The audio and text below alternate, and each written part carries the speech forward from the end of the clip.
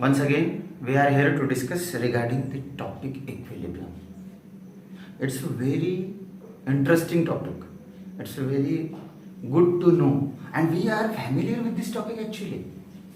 But most of the students they are not understanding the concept of equilibrium. हमको सब पता है, हमारे सामने होता है, हम देखते हैं, लेकिन हम समझते नहीं है कि इक्विलिब्रियम क्या है. अब थोड़ा सा एक दो एग्जाम्पल लेके हम समझते हैं कि इक्विलिब्रियम क्या है. क्या हमने कभी ऐसा देखा है कि हम घर पे चाय बना रहे हैं तो एक पॉट में पानी है और दूध वगैरह है और वो बॉईल हो रहा है, होता है ना. But the moment when that liquid start boiling, the moment when liquid start forming its vapors, that moment, at that moment actually what is happening, that liquid starting their formation, liquid starting the formation of their own vapors, and if that pot is closed, that vapors get again condensed, means liquid to vapors and vapors to liquid. That situation arises there. If in any reaction, whenever the formation of product is there, slowly, अगर कोई ऐसी reaction है जिसमें हम general लिखते जैसा A plus B equal to C plus D. If the reaction is like this, if we plot the graph of concentration,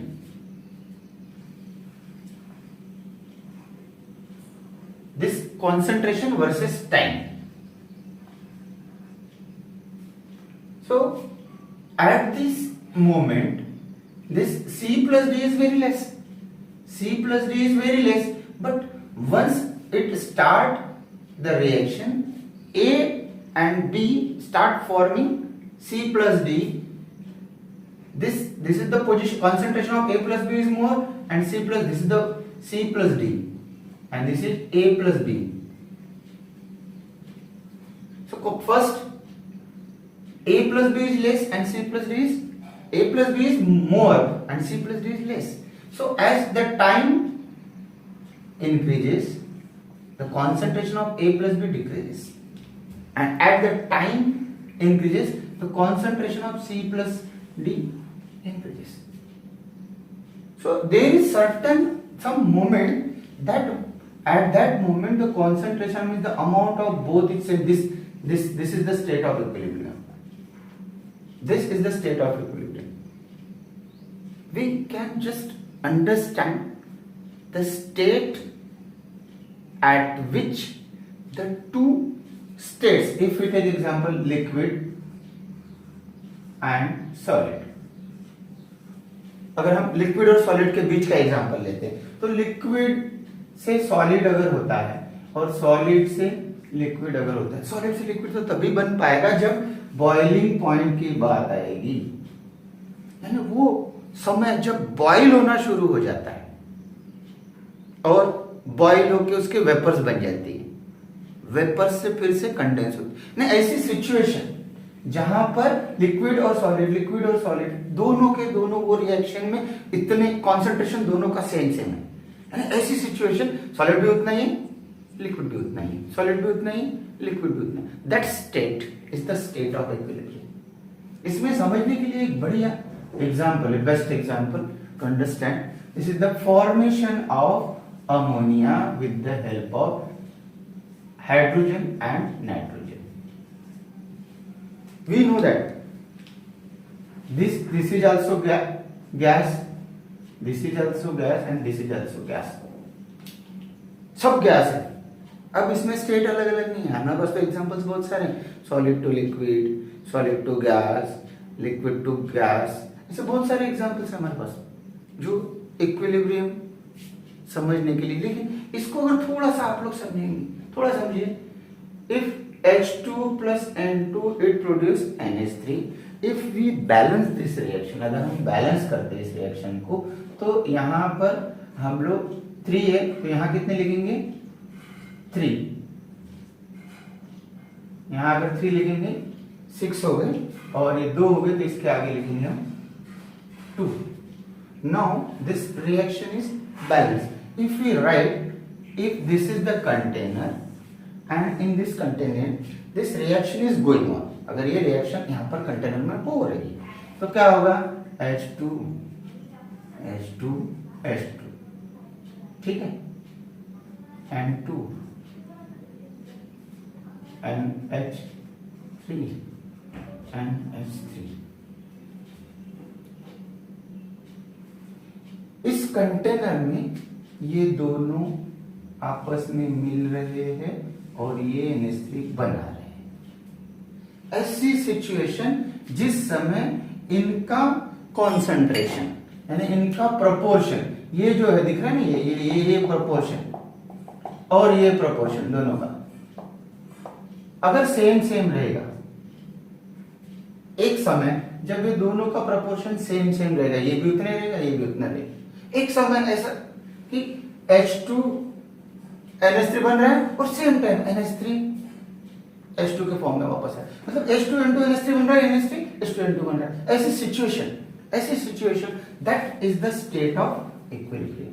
that state, उसको लिखते समय इस रिएक्शन को लिखते हैं तो ऐसे लिखते हैं, फिर H2 plus N2 and that is the state of equilibrium. ऐसे लिखते हैं, this reaction is in equilibrium at the moment where the concentration of both the reactant and product is same.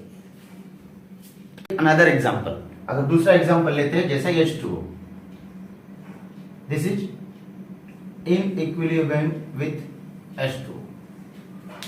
If this is in liquid state and this is in gas state, ये liquid state में है और ये gas state और दोनों equilibrium में। हमको पता है जब पानी वेपर्स बनेगा तो बॉइलिंग पॉइंट वो उस समय, जिस समय ये दोनों के दोनों मतलब वेपर्स भी और लिक्विड भी बराबर क्वांटिटी में होंगी, उसको बोलते हैं equilibrium mixture. So this mixture at the equilibrium state, concentration of both is same, that is equilibrium mixture। लेकिन कभी कभी सिचुएशन, जैसे ये भी एग्जांपल, कोई भी एग्जांपल लेके आप समझ सकते हैं, ऐसी सिचुएशन जिस समय ये दोनों के दोनों मिला के प्रोडक्ट बन रहे, प्रोडक्ट में रिएक्टेंट बन रहे, एक समय ऐसा बिल्कुल एक पर्टिकुलर टाइम जिस समय ना रिएक्टेंट प्रोडक्ट बन रहा है ना प्रोडक्ट रिएक्टेंट बन रहा है। जैसा सीसॉ होता है ना, ऐसे देखो यहाँ पर एक मैं इसको करके दिखाता हूँ आपको, है ना। जैसा ये आप समझो, ये पोजीशन देखो, इसमें क्या हो रहा है, ऐसे हो रहा है। लेकिन एक सिचुएशन ऐसे आ सकती है, ये देखो ये सिचुएशन जिस समय रिएक्टेंट प्रोडक्ट सेम, पहले क्या हो रहा था, ऐसे हो रहा है। लेकिन एक सिचुएशन ऐसे आती है जहां पे ना रिएक्टेंट प्रोडक्ट बनता है ना प्रोडक्ट रिएक्टेंट बनता है, that is the state of dynamic equilibrium. उसको बोलते हैं the state of dynamic, that is the position, that is the state where that equilibrium is said to be the dynamic equilibrium। लेकिन हम देखते हैं बहुत सारी ऐसी सिचुएशन होती है, लोग जंगल में पेड़ काटते हैं, उस समय भी देखो कभी एग्जाम्पल पहले जमाने में आपने शेख चिल्ली वाला देखा होगा, शेख चिल्ली उसी डाली पे बैठता था, पेड़ काटता था, खुद ही गिर जाता था, तो वो वजन उसका और इधर पेड़ के साथ, तो वो सारी बातें आप लोग समझ सकते हो। अब बहुत सारे ऐसे भी एग्जाम्पल्स है हमारे इसमें, जैसे हम लोग 2 व्हीलर या 4 व्हीलर ड्राइव कर रहे हैं, गड्ढे से जा रहे हैं, पहला टायर गड्ढे से चला गया, फिर दूसरा टायर आने के पहले वो जो सिचुएशन रहती है हमारी, that is also the state of equilibrium. या ब्रेकर से हम गाड़ी को लेकर जा रहे हैं, तो वो भी सिचुएशन रहती है, तो ये समझना है। लेकिन अगर हम if we are talking about specially chemicals और specially the compounds which are we can say the covalent compound, अगर किसी कोवैलेंट कंपाउंड के बारे में डिस्कस करते, इसके इक्विलिब्रियम के बारे में डिस्कस करते। कोवैलेंट कंपाउंड मतलब केमिकल से बना हुआ है, क्योंकि जो भी होगा जैसे CaCO3 है, this CaCO3 produced from CaO and CO2, ये पता है हमको। तो दोनों के बीच में जो भी स्थिति होगी इक्विलिब्रियम की, इसको बोलते हैं केमिकल इक्विलिब्रियम। लेकिन अगर ये स्थिति है, जैसा NaCl की सिचुएशन लेते हैं, NaCl will produce Na plus and Cl minus 1, this is known as ionic equilibrium। ये थोड़ा सा सिचुएशन को समझना है कि रिएक्टेंट का कॉन्सेंट्रेशन और प्रोडक्ट का कॉन्सेंट्रेशन जिस सिचुएशन में बराबर आएगा that is the state of equilibrium, और जैसे जैसे एग्जांपल्स हो गए वैसे वैसे नाम बुक में दिखेंगे अपने को, सॉलिड, लिक्विड, गैस, ऐसे इक्विलिब्रियम के अलग अलग एग्जांपल दिखेंगे हमको। हम इक्विलिब्रियम ये कंसेप्ट समझ में आया हमको, वैसे हमको फिर उसके बारे में लॉ ऑफ केमिकल इक्विलिब्रियम पढ़ना है।